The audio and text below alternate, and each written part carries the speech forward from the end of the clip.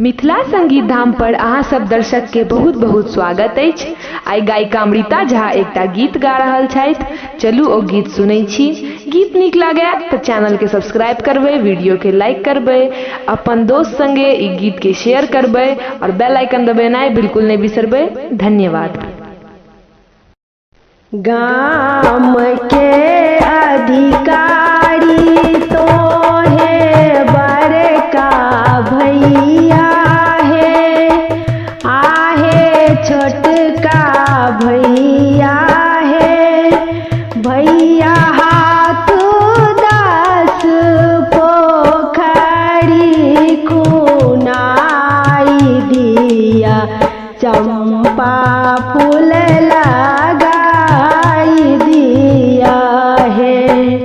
भैया हाथ 10 पोखरी खुनाई दिया, चंपा फूल लगाई दिया है।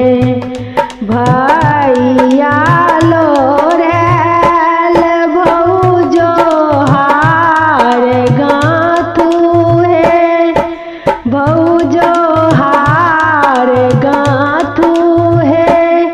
आहे से